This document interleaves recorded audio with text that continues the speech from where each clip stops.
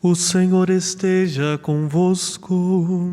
Ele está no meio de nós. Proclamação do Evangelho de Jesus Cristo, segundo São Lucas. Glória a vós, Senhor. Naquele tempo, os discípulos contaram o que tinham acontecido no caminho e como tinham reconhecido Jesus ao partir o pão. Ainda estavam falando quando o próprio Jesus apareceu no meio deles e lhes disse: "A paz esteja convosco." Eles ficaram assustados e cheios de medo, pensando que estavam vendo um fantasma. Mas Jesus disse: "Por que estáis preocupados? E por que tendes dúvida no coração? Vede minhas mãos e meus pés, sou eu mesmo. Tocai em mim e vede. Um fantasma não tem carne, nem ossos, como estáis vendo que eu tenho."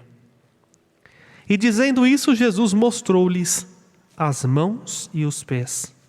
Mas eles ainda não podiam acreditar, porque estavam muito alegres e surpresos.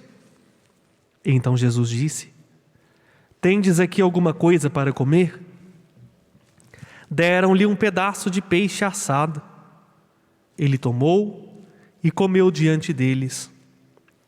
Depois disse-lhes: "São estas as coisas que eu vos falei quando ainda estava convosco. Era preciso que se cumprisse tudo o que está escrito sobre mim na lei de Moisés, nos profetas e nos salmos."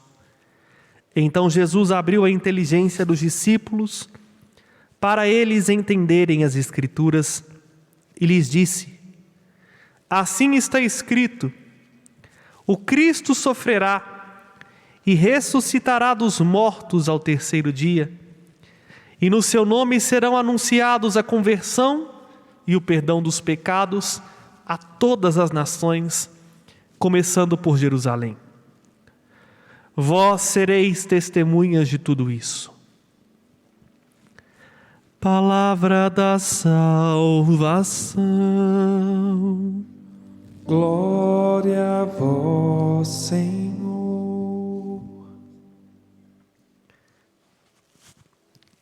Queridos irmãos e irmãs, na oportunidade de presidir a Eucaristia na manhã do dia de hoje, onde nós celebramos a vitória de nosso Senhor Jesus Cristo sobre o pecado e a morte, tive, ainda que brevemente, a oportunidade também de refletir sobre a concretude real da ressurreição de nosso Senhor Jesus Cristo.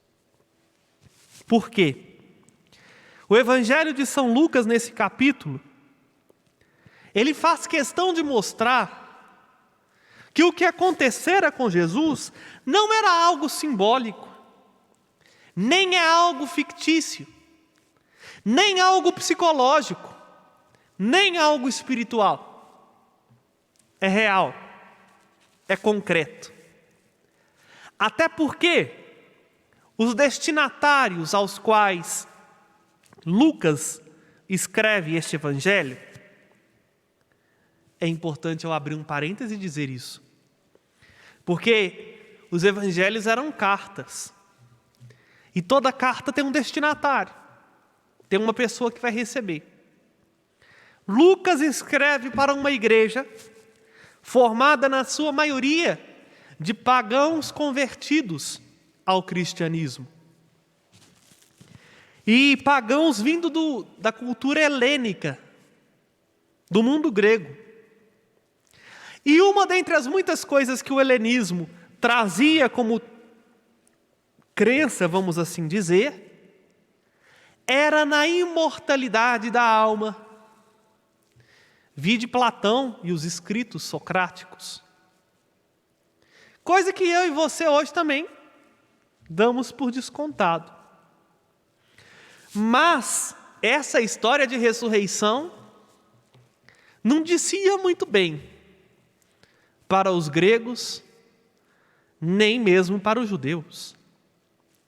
E eu vou falar baixinho porque segredo a gente não grita, e nem mesmo para a gente.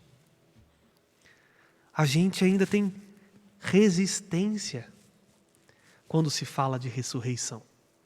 Custa-nos a aceitar.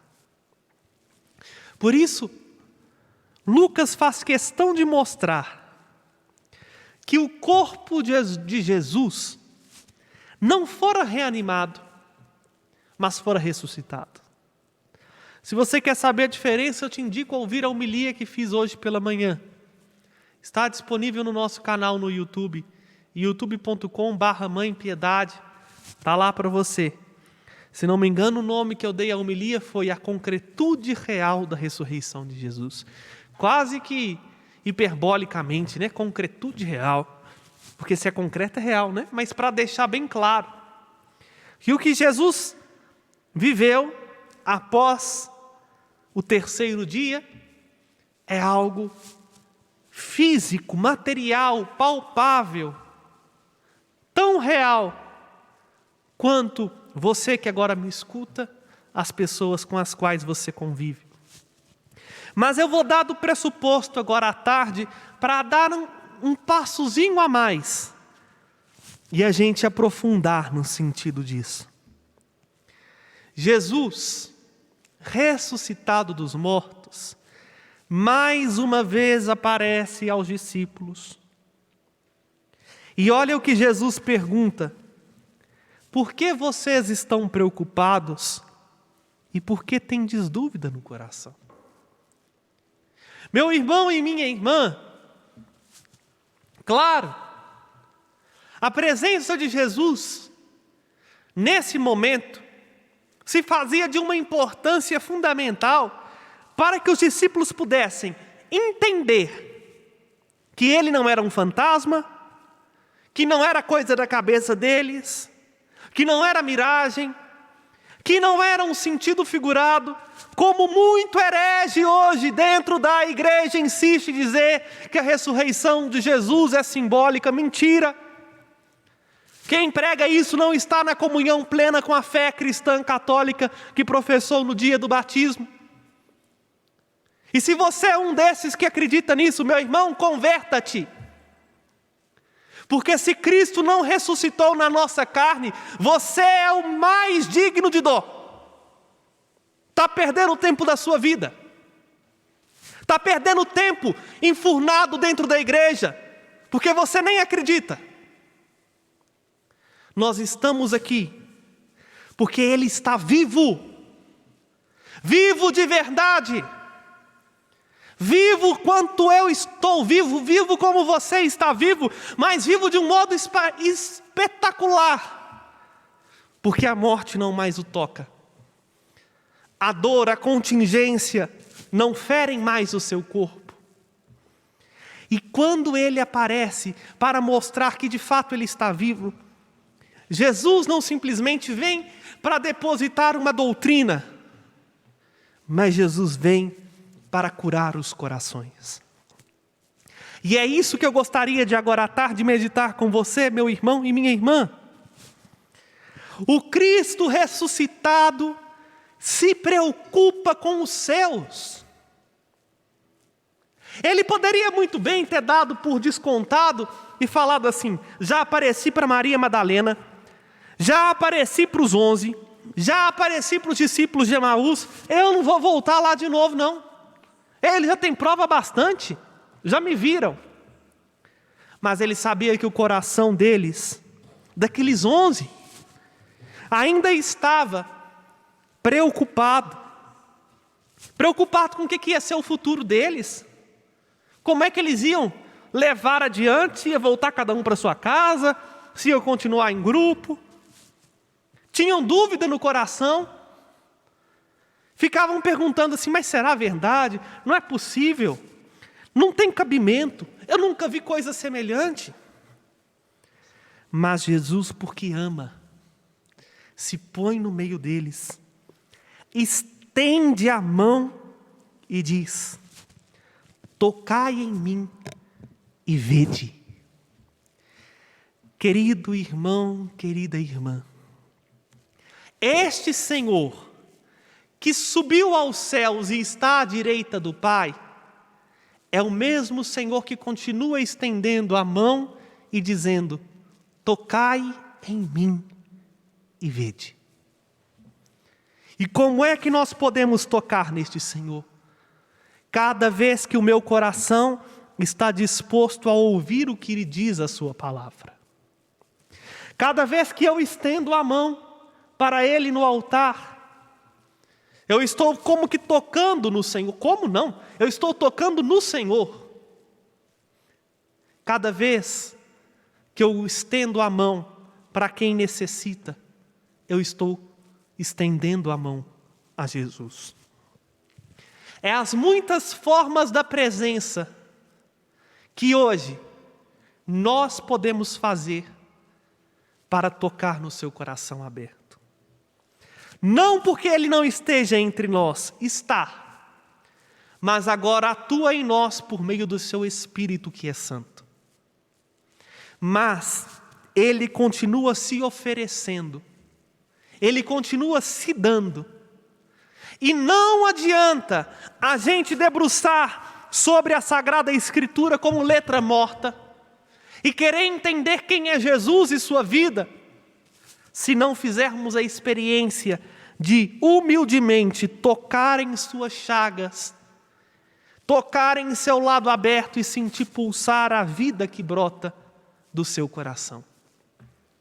Se a gente não toca no lado aberto de Jesus, se a gente não põe a mão e sente o seu corpo, a gente até se torna católico, mas católico tíbio, católico meia tigela, que qualquer dificuldade junta as trouxas e vai embora como os discípulos de Emaús, que qualquer picuinhazinha já é motivo para desesperar, quando não é a causa das picuinhas, porque coloca a sua vontade, o seu bem-estar, o seu interesse acima do Cristo ressuscitado e acha que todo mundo na igreja tem que fazer aquilo que ele quer.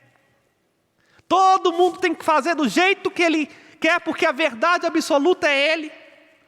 Porque tem 20, 30 anos que está numa pastoral, mas tem 20, 30 anos que não toca o coração aberto de Jesus.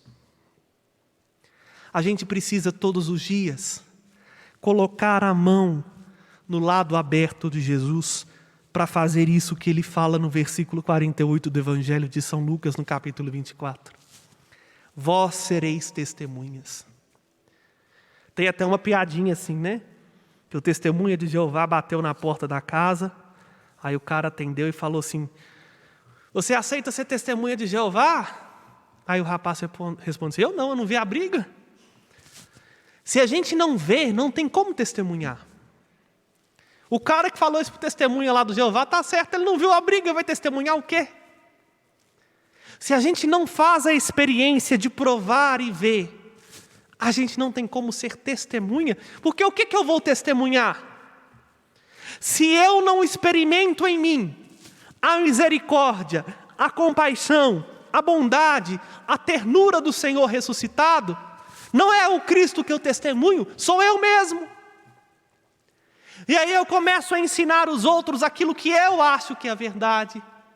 Eu começo a querer que os outros se comportem como eu comporto, ao invés de eu anunciar o Cristo, ao invés de eu ensinar o caminho que leva para o Cristo, ao invés de eu apontar para o Senhor, como fez São Pedro na primeira leitura que nós escutamos. Quando o povo viu que Pedro e João tinha posto o rapazinho que há anos estava paralítico na porta do templo, andando, começou todo mundo a ir atrás de São Pedro. Porque até hoje nós somos assim, nós somos interesseiros. Nós fazemos o que nós queremos. Nós vamos atrás daquilo que nos convém.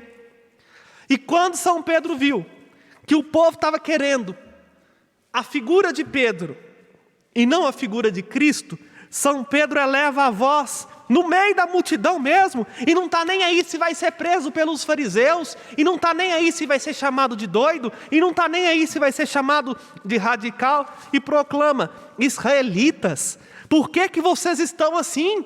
Por que que vocês estão espantados, olhando para nós como se nós fôssemos homens extraterrestres? Como se esse rapaz tivesse sido curado por nossa força? Não foi pela nossa força que ele foi curado, foi por graça daquele que vocês o mataram, mas que está vivo, Jesus Cristo, o Senhor. Pedro testemunha com parresia, com ousadia, porque Pedro foi o primeiro, e até aqui na casula está desenhado isso, a provar a suavidade do Senhor ressuscitado. Pedro debruçou-se sobre o ombro do Senhor ressuscitado e sentiu pulsar a vida que brota da vida de Jesus. Por isso, meu amado irmão e minha amada irmã, nesta Eucaristia, eu e você somos convidados a experimentar o Senhor que está vivo, porque é Ele quem fala pela palavra proclamada, é Ele quem se entrega nesse altar e ver nas suas chagas o remédio para nossas chagas. Ver no seu olhar a delicadeza do olhar que tanto buscamos. Perceber que Ele se oferece a nós, para que tocando no Senhor e deixando que Ele transforme tudo em nós, por seu amor, deixando que Ele arranque do nosso coração o medo, as preocupações e coloque no seu lugar, no lugar disso, o seu shalom, a sua paz, nós sejamos verdadeiras testemunhas da verdade, que não é uma ideologia, que não é uma doutrina, mas é uma pessoa que está viva, realmente viva e presente no nosso meio. É por isso que louvamos, exultamos e não nos cansamos de cantar. Ele é a nossa paz e Ele está vivo, vivo no meio de nós, vivo à direita do Pai, e quer que na força do seu Espírito a sua vida nos alcance. Deixe-se tocar pelo Senhor. Deixe que o Senhor te toque, para que você também seja testemunha do ressuscitado no tempo presente. Assim seja. Amém. Elevemos então com confiança ao Senhor nosso Deus nossas súplicas e necessidades.